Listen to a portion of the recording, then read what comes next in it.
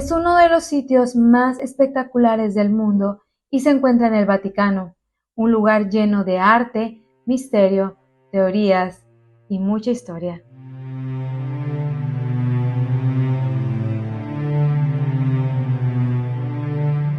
Hola a todos, bienvenidos a un nuevo video. El día de hoy les hablaremos de una capilla que se culminó en la época del Renacimiento y ahí se elige a uno de los líderes más importantes del mundo. Esto es una historia para contar. Comencemos.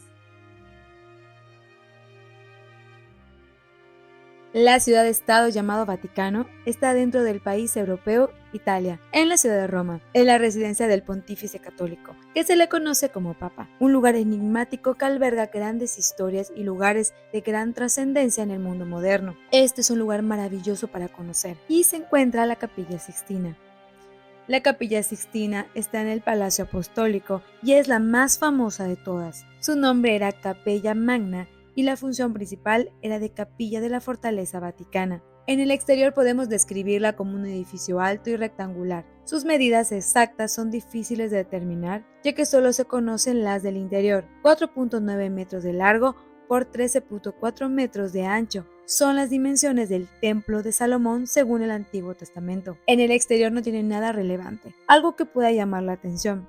No tiene adornos arquitectónicos ni esculturas, como las iglesias medievales y renacentistas de Italia. No tiene fachada principal ni entradas exteriores. Solo se puede acceder a través del interior del Palacio Apostólico, y el exterior solo es visible desde las ventanas de alrededor y desde patios interiores del palacio. Esa capilla era importante para las funciones del papado, por lo que el Papa Sixto IV ordenó que se restaure la capilla para los años 1477 y 1480, y de ese papa proviene precisamente el nombre, Sixtina.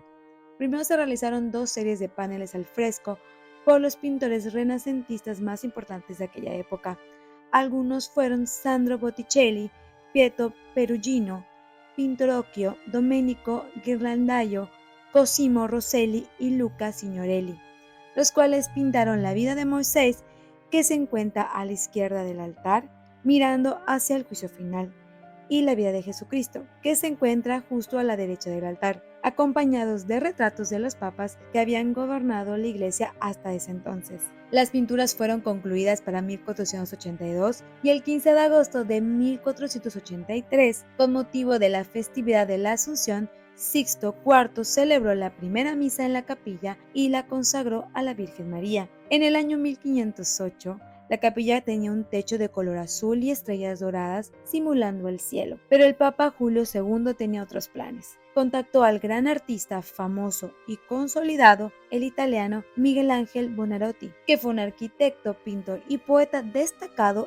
en el Renacimiento. Cuando lo contactó por primera vez, no aceptó. Tenía demasiado trabajo y era solicitado en muchísimos lugares, pero tal fue la insistencia para que decore al fresco la Capilla Sixtina, que terminó aceptando. Originalmente se le encargó repintar el techo de la capilla y le indicaron pintar a los 2 apóstoles en la bóveda. Se dice que Miguel Ángel exigió tener carta blanca en el diseño de la decoración de este lugar. El artista era consolidado. Aunque era más escultor de mármol que pintor, él aceptó. Otros dicen que sí, efectivamente comenzó con los 12 apóstoles, pero que era demasiado espacio en blanco entre cada uno de ellos, así que borró lo que había comenzado e inició un nuevo reto. Se esperaba demasiado del artista, porque la belleza sublime de la Pietà de San Pedro, realizada en 1499, la había consagrado a los 24 años como el máximo escultor de su tiempo. Desde ese momento era muy codiciado. Comenzó a trabajar en la Capilla Sixtina el 10 de mayo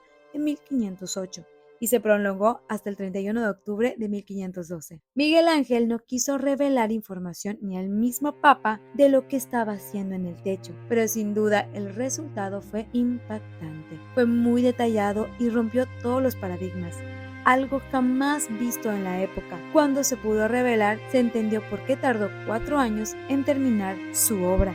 Hablemos del por qué el impacto de esta grandiosa obra que realizó al fresco. Es una técnica que la dominaba a la perfección y es bastante difícil. Se basa en pintar sobre una pared recién enyesada y húmeda, con pigmentos que se disuelven en agua. y se adhieren directamente al fresco. La bóveda está inspirada en las esculturas helenísticas. Se ve por los torsos de las pinturas. También se dijo que Miguel Ángel usó pinturas con colores muy llamativos y con muchos contrastes, porque Miguel Ángel se dio cuenta que estas pinturas se verían desde el suelo a mucha distancia. En la parte central de la bóveda pintó 9 escenas del Génesis que muestran la creación, la relación de Dios con la humanidad y la caída del hombre. En el centro estaban las escenas del Génesis en orden cronológico, aunque al revés. La primera escena queda justo encima del altar, mientras que la última se sitúa en la puerta de la entrada.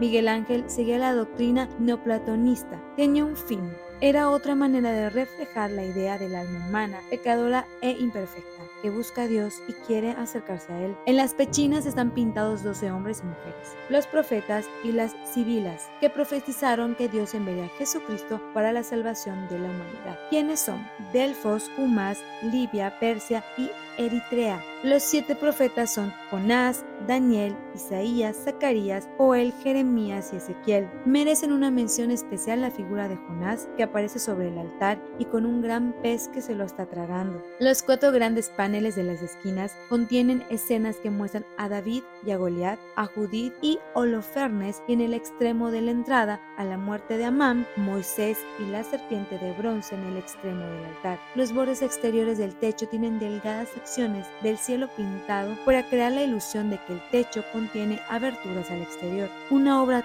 tan detallada que no parece real. Posteriormente, cuando acabó la obra, para 1536 y 1541, él pintó el juicio final en la pared del altar para los papas Clemente VII y Pablo III, que es una obra magnífica, digna de admiración. ¿Pero cómo lo pudo pintar? Después de describir la obra de Miguel Ángel, hay que destacar cómo realizó este trabajo. Él ideó la mejor forma para llevarla a cabo, porque sabía que de un andamio convencional entorpecería las actividades habituales de la capilla. Él tenía que pensar qué podría hacer para evitarlo. También sabía que podía dejar huecos en las paredes. Entonces creó su propio andamio, que fue una plataforma de tablas de madera sujetas sobre soportes creados a partir de agujeros que tenían en las paredes, a la altura de las ventanas. En algún tiempo se dijo que pintaba acostado, pero realmente lo hizo de pie. El proyecto duró 4 años, como habíamos mencionado, pero considerando la complejidad y el tamaño del proyecto, la verdad no es nada el tiempo que llevó a cabo esta obra, ya que es de gran altura. Hay 20 metros de la distancia del techo al suelo, agregando que la técnica del fresco es de gran dificultad y, por supuesto, la elección del tema lo hizo todo más complejo. Esto fue todo un reto para el pintor. Miguel Ángel trabajó prácticamente solo. Al principio tuvo auxiliares que lo ayudaban con las mezclas, pero por su personalidad algo explosiva, lo que se piensa es que los terminó despidiendo rápidamente. Probablemente una persona lo auxilió a pasarle las pinturas o alguna mezcla, pero nada más. En la obra usó colores vivos, fácilmente visibles desde el suelo, y usó técnicas para contrastar. Cuando Miguel Ángel terminó su obra, hubo una gran controversia, pues la mayoría de la pintura del juicio final estaban desnudos, algo que no debía suceder de ese modo,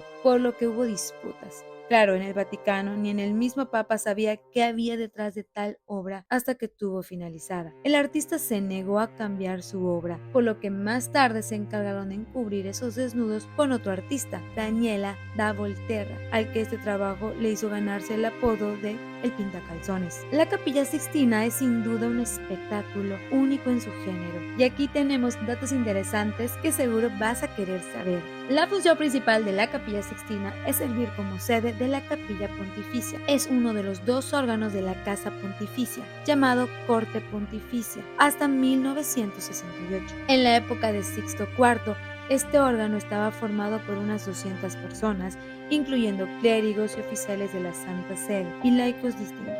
Había 50 ocasiones a lo largo del año que se hacían misas, y por lo que la capilla es un lugar de larguísima tradición. 2. Desde el año 1870, la Capilla Sixtina es la sede del cónclave, que es la reunión en la cual los cardenales eligen a un nuevo papa. Aquí los cardenales se reúnen para votar. Ahí oyen misa, comen y antes hasta dormir. tenían, mientras eligen al Santo Padre. 3. La restauración que se realizó en la década de 1990 mostró el increíble dominio técnico del pintor, que como ya mencionamos no contó con ayudantes. El tamaño gigantesco de las figuras y la dificultad para aplicar la pintura en los techos curvos convierte este fresco en una creación excepcional. 4. Los restauradores montaron unos andamios en el mismo sitio que Miguel Ángel lo colocó. Se mostró al público el 8 de abril de 1994, cuando Juan Pablo II la inauguró. El propio artista comentó sus escritos el dolor corporal que le provocaba trabajar desde los andamios, que en su mayoría fueron hechos a pie. 6. La Capilla Sixtina es un lugar místico. Eligen al sumo pontífice. Es conducido a la pequeñísima Sala de Lágrimas de la Capilla Sixtina, que se encuentra a la izquierda del altar bajo el juicio final. Es conocida con este nombre porque el nuevo papa suele irrumpir en llanto al saber de su nombramiento. 7. Miguel Ángel cambió la representación de Dios, que hasta ese entonces tenía la mano apuntando hacia abajo a través de las nubes. Fue la primera vez que se plasmó a Dios con un cuerpo musculoso y una larga barba blanca, y lo comparaban con el dios greco Júpiter. 8. La creación de Adán es una de las imágenes más conocidas de la Capilla Sixtina. Representa la historia del Génesis, en la que Dios da la vida a Adán. 9. La superficie total pintada por Miguel Ángel es de 460 metros cuadrados. Y 11 y última, hay un coro permanente, la Capilla Musical Pontificia, por lo que se han compuesto algunas piezas musicales originales. Es un lugar que se tiene que visitar alguna vez en la vida. Está abierto de lunes a sábado de 9 a 6 de la tarde y la última entrada es a las 4 de la tarde. La Capilla Sixtina está cerrada los domingos, excepto el último domingo de cada mes. La entrada es gratuita. En este caso no es posible reservar entradas y tampoco visitas. Si no tienes boletos anticipados, se puede tardar una persona en ingresar a la capilla hasta 4 horas en temporadas altas. Y si no tienes la fortuna de visitar alguna vez el país europeo, no te preocupes. Hay una réplica que visita las ciudades en México, que es una experiencia inolvidable, que te da la idea de lo que se vive en el Vaticano. Más de 500 años después, los frescos de Miguel Ángel siguen sorprendiendo por su extraordinaria iconografía. Su talento sin igual del italiano deja a todos sorprendidos. Por eso todos los días hay colas enormes para entrar a ver y conocer la famosa Capilla Sixtina. Antes de irte, no olvides de darle like, comentar lo que se te hizo más interesante, y para no perderte ninguna de nuestras historias, suscríbete al canal. Esto fue una historia para contar. Muchas gracias por ver.